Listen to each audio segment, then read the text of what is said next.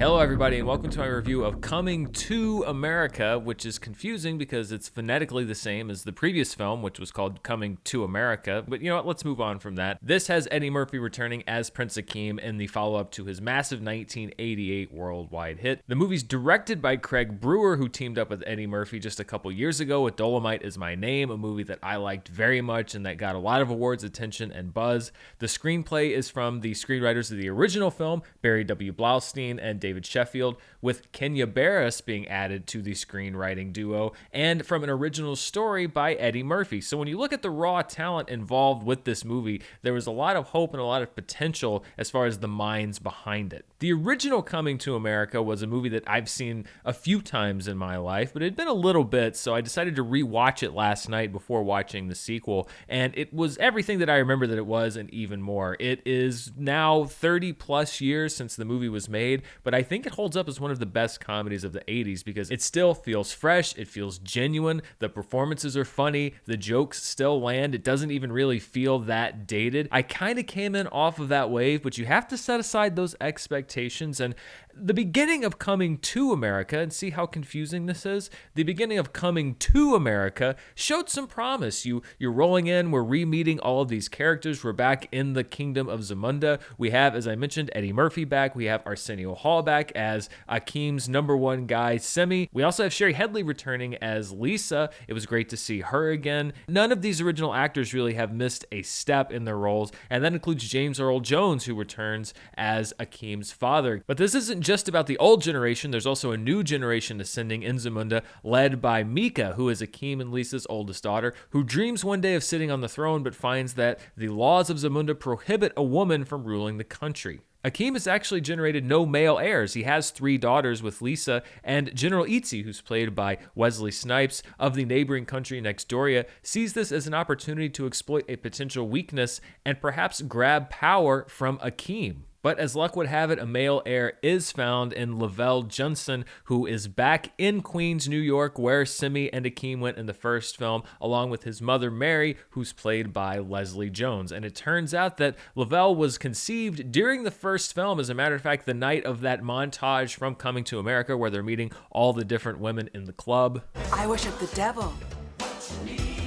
But this is also where one of the movie's biggest flaws kicks in, because the love story between Akeem and Lisa is so sweet that if you had retconned that part and had Akeem actually hooking up with somebody before he hooked up with Lisa, at least knowingly, then it would have detracted from the sweetness and the purity of that love story. So instead they concoct a solution where Akeem had sex with Leslie Jones's character, not consciously, and I won't go exactly into what happens, but I will say this is a subject that when I was reviewing Wonder Woman 1984 didn't really pop into my head when I was discussing the movie as it first came out, but it was a discussion that was had. But this did kick the movie off on a really weird note for me, and it seems like kind of an unforced error, because of all the ways that you could do this, it's hard for me to believe that this was the best way, and I think it's going to cause a lot of conversations, and honestly should cause a lot of conversations about how consent is discussed across the board, and so right off the bat, the premise of the movie just left me feeling a little strange. Lavelle travels to Zamunda with his father and his mother Mary in tow to learn how to be a prince, but much like Prince Akeem back in the 1980s, finds himself drawn to a forbidden love, his royal groomer Marimbe, who is played by Nomzamo Mbata in a really, really strong performance. Other new cast members include Tiana Taylor as Bopoto, daughter of General Itzi, and Tracy Morgan as Lavelle's Uncle Reem. And then we have returning cast members including, as I mentioned, James Earl Jones, John Amos as Lisa's father, Cleo McDowell, and Paul Bates as Akeem's body man, Oha, who of course has some vocal stylings for us in this film as well. Paramount reportedly sold this movie last year to Amazon. This is streaming exclusively on Amazon Prime Video for $125 million. And I think this is actually a pretty savvy business deal from Paramount, because having seen the movie now, I don't know if it would have grossed enough to get that same kind of return as Paramount got by selling the movie for this much to Amazon Prime. The first 20 to 30 minutes of this movie were pretty promising. You were setting some things up, but there were also some great character moments. There were some funny jokes. You have this big event with some surprise cameos that work really well, a few things that tug on your heartstrings. But then as the movie kept going, I felt that my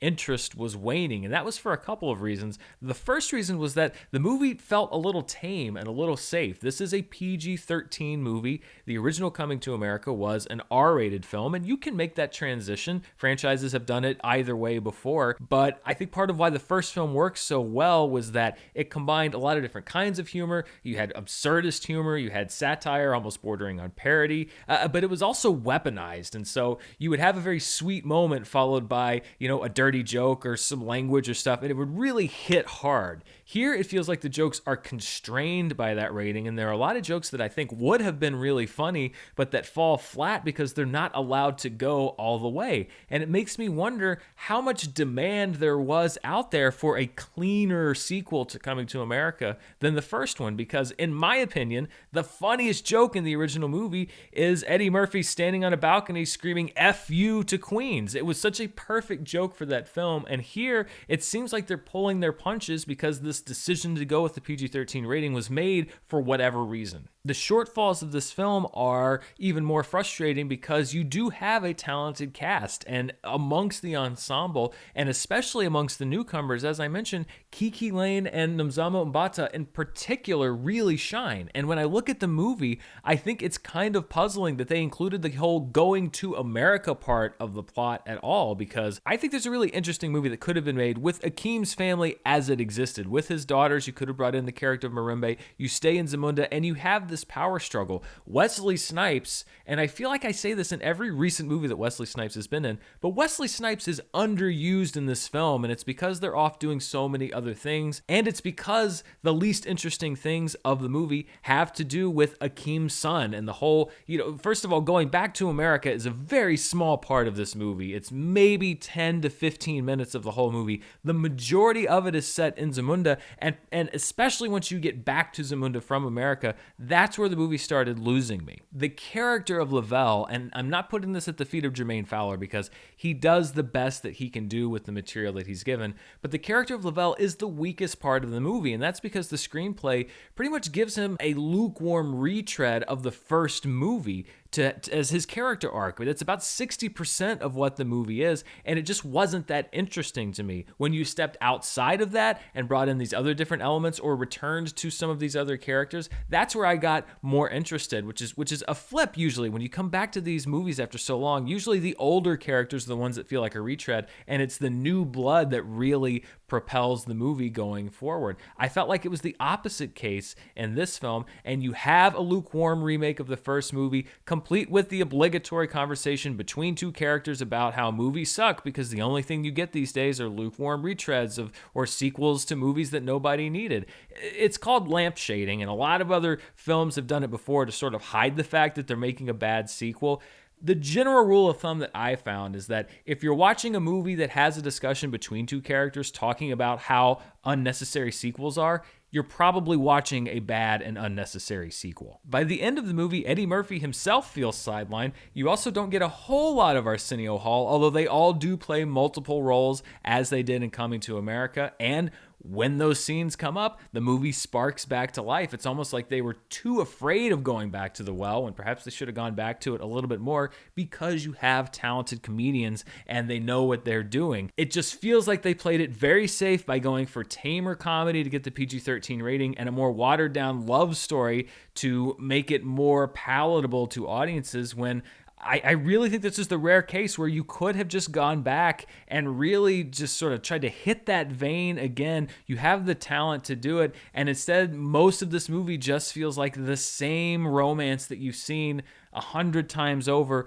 with some legacy characters built in. This is not a worst case scenario. When we talk about comedy sequels, and especially long delayed comedy sequels, this is not a Dumb and Dumber 2 situation. I would say this movie is even a shade above a movie like Zoolander 2. But when I'm talking about do I recommend the movie, do I not recommend the movie, I'm in the middle, but I'm going to have to lean a little bit negative towards not recommending the movie, despite the fact that there is a lot of stuff from the first film that comes back. If you just want to revisit these characters, then there's plenty of that there for you. And if it's like a lazy afternoon and you're just looking for something new to throw on, this isn't the worst choice that you could make. It just barely goes toward not a recommendation for me, but there is some value in what is in this movie. And I think for people particularly that have a strong attachment to the first film, you may enjoy revisiting a lot of what is in this one. So those are my thoughts on Coming to America, the sequel to Coming to America.